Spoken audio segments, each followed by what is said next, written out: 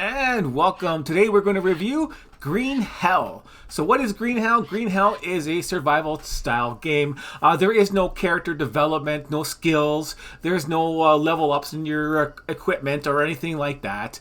It is just basically a nitpicky survival game where you have to be, deal with all the basic survival skills that you're going to need in this game, and it's going to be, as realistic as possible. Not very actually, but anyways, but let's go on to there. You're in the jungle life, basically. This is just a drug lab you get to in the story mode, but yeah, you have the whole jungle to explore, lots of different things that you can do for building and stuff like that, but the gameplay is still pretty limited. He's got this little waste dump right here for a bad example of the jungle part area, but yeah, let's go over some of the basics right here. So you have your little backpack right here. So unlike other games right here, your inventory is based on different things. So you got a space for food, you got a space for materials, you got a space for camping supplies, for fire basically only, and then you got like a place to hold sticks and rope basically, and then you got your weapon slots, your basic weapon slots. So, and then you have your limited weight capacity, so you really have to pay attention to your weight in this game.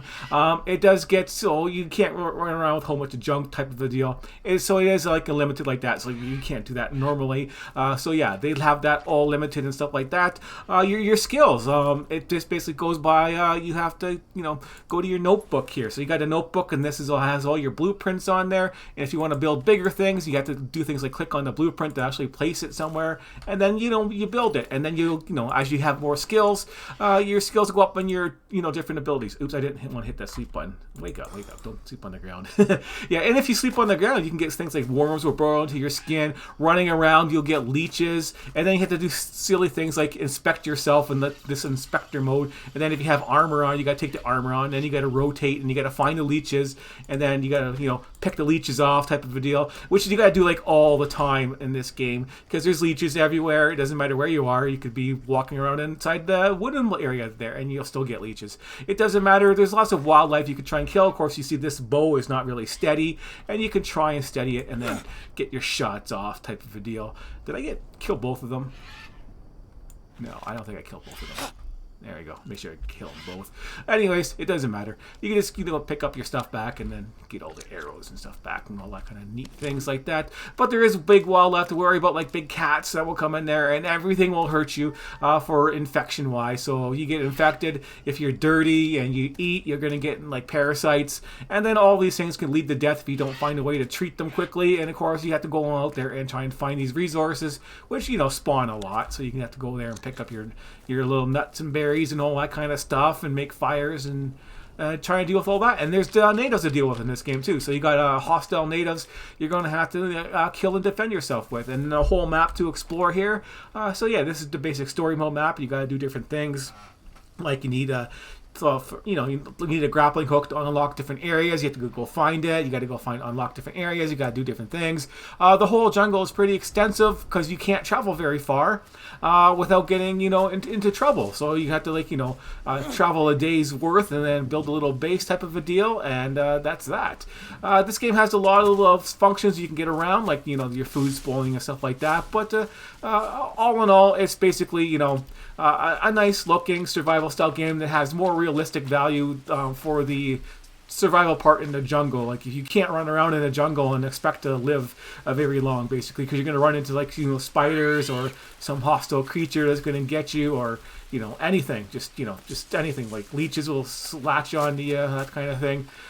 Anything in there is going to be bad, like rattlesnakes and all that kind of stuff. So yeah, there's a coastline too with alligators and that kind of stuff. That's all I've basically explored so far. But yeah, so there's just basically, if you're going to play this game, it's all about exploring and surviving this constant, the weather and stuff like that. You're going to have different weather event cycles too. So right now it's the rainy season, so there's rain all the time, and then I heard there's going to be like a dry spell where you're not going to have any rain at all. So you're going to be screwed on trying to do simple things like leave some coconut bowls out to collect water for yourself, and then drink it, because you're going to run out of water that way. And then you have to build a whole bunch of these things, which are very slow at collecting water, if there's no rain, of course. But all that kind of stuff. So that's you get the idea. So there's lots of basic survival stuff going on right here, where you have to make sure you cook and cook all your meat and stuff like that, and your grow you some vegetables if you really have to, or just, you know, go out there and find them is probably easier to do. But yeah, you never know what's going to happen. If, you know, the seasons are going to change and the dry season pops up, there might not be no food coming around and you might have to rely on your own stuff.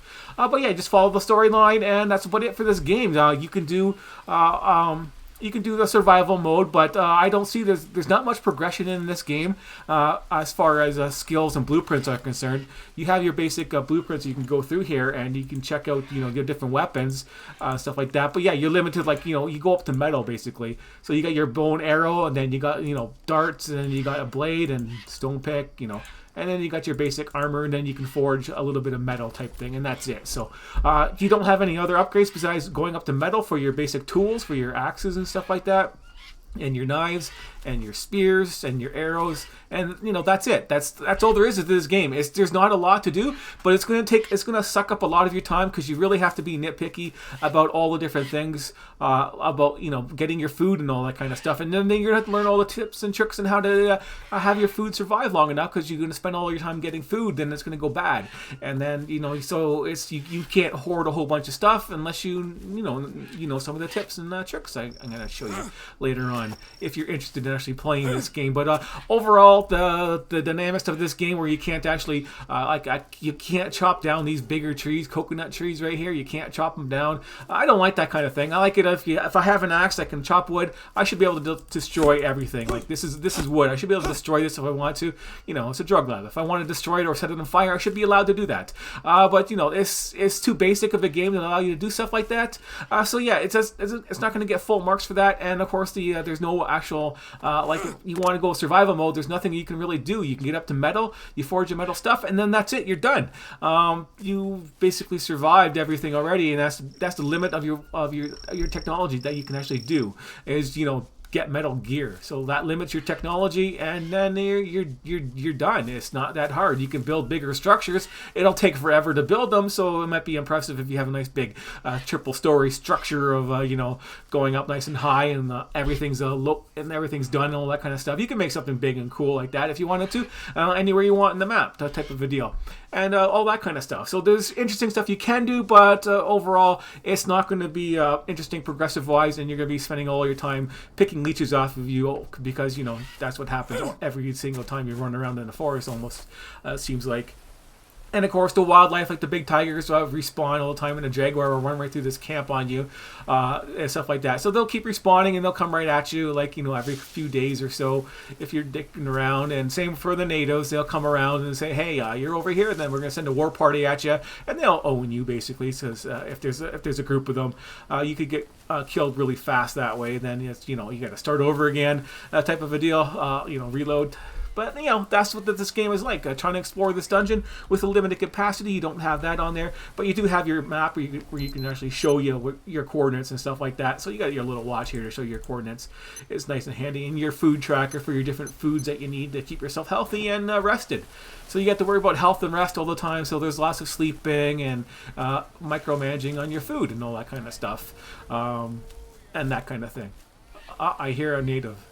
So they give you ample warning for these natives, at least, as they're walking around. So he's out there somewhere. I don't hear him anymore. But yeah, he patrols around this area, around this camp. I heard him again. You want to go check him out? Anyways, this is just a review, and my overall opinion of this game, it lacks a incentive to actually play it for longer periods of time. Like, you get up to a certain amount of gear, you can't do anything else. It's just basically base building and exploring. In that regards, it's okay if you want to check it out, and then really have to focus on your survival. But that is about it. So overall, I'm going to give this game like a 4 out of 10.